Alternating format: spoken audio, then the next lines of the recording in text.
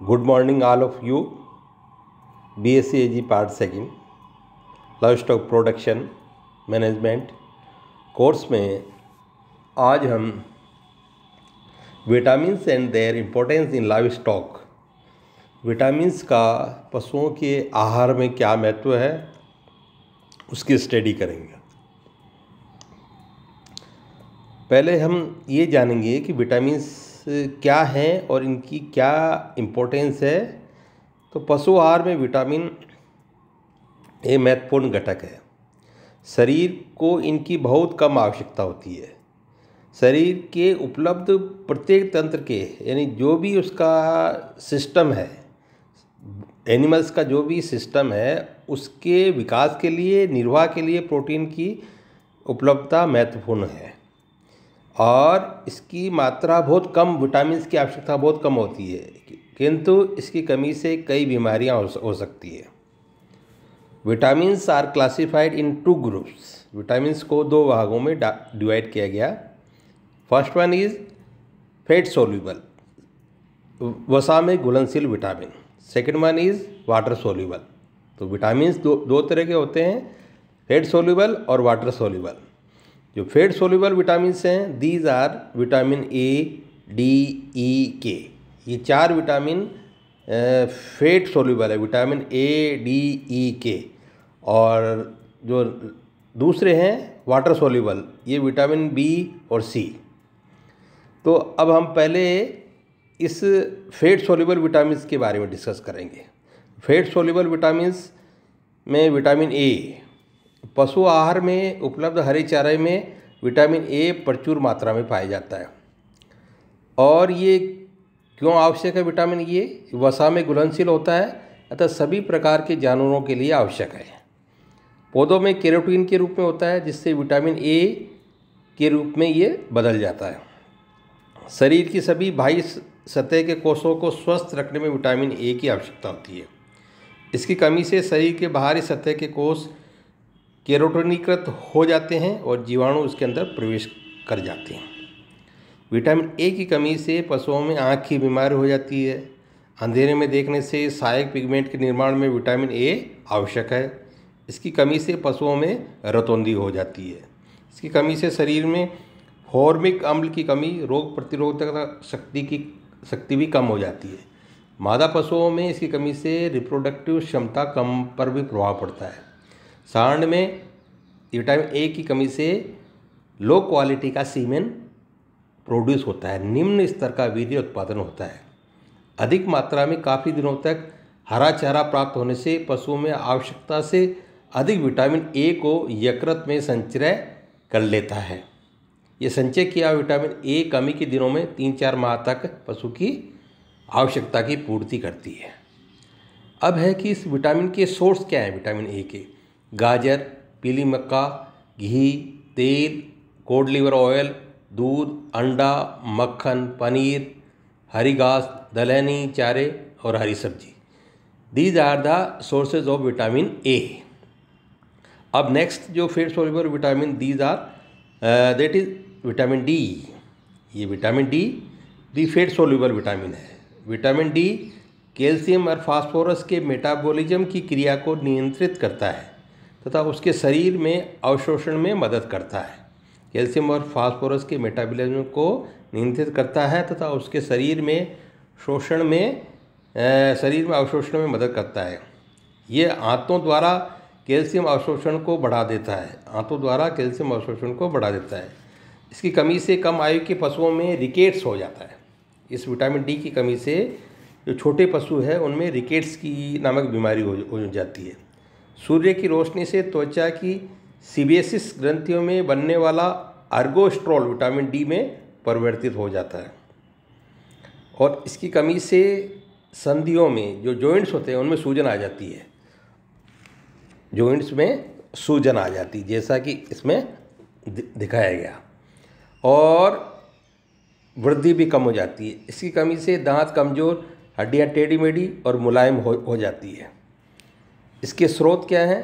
प्राप्ति के स्रोत दूध, मक्खन, घी, अंडा, मछली का तेल, सूर्य की किरणें से उपचारित चारा, दूध से बनाए गए है, में विटामिन डी प्रचुर मात्रा। विटामिन डी किन किन में होता है? दूध में होता है, मक्खन, घी, अंडा, मछली का तेल, सूर्य की किरणें से उपचारित चारा और धूप में बनाए गए हे में भी विटामिन डी प्रचुर मात्रा में होता है।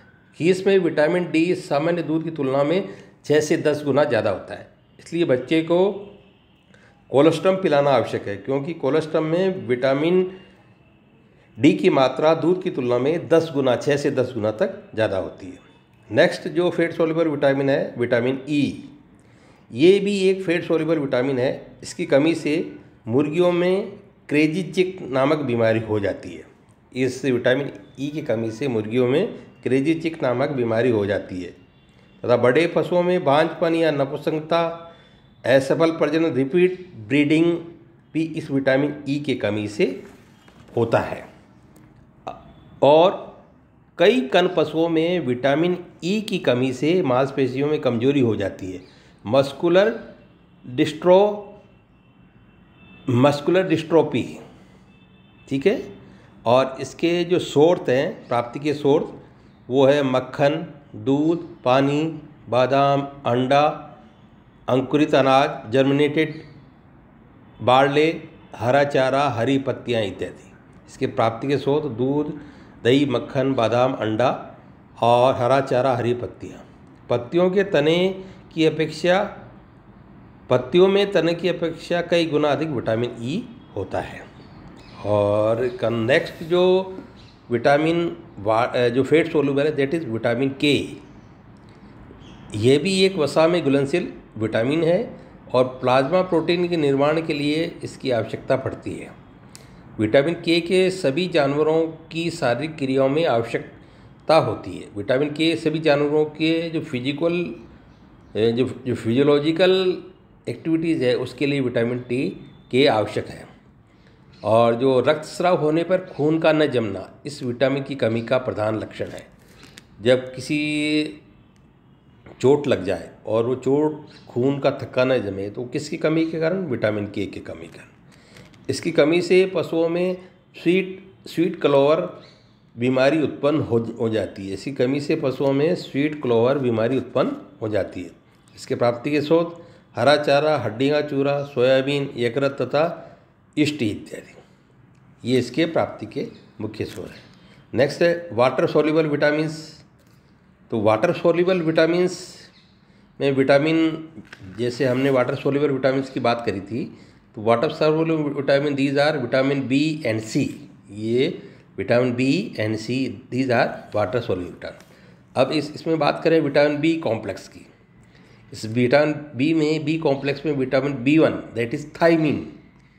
ये थायमीन पानी में घुलनशील विटामिन है। थायमीन की कमी से मनुष्यों में बेरीबेरी और पक्षियों में पॉलीन्यूराइटिस, यानी इसी विटामिन B1 की कमी से मनुष्यों में बेरीबेरी और पक्षियों में पॉलीन्यूराइटिस तथा कुत्तों में पैरालिसिस हो जाता है।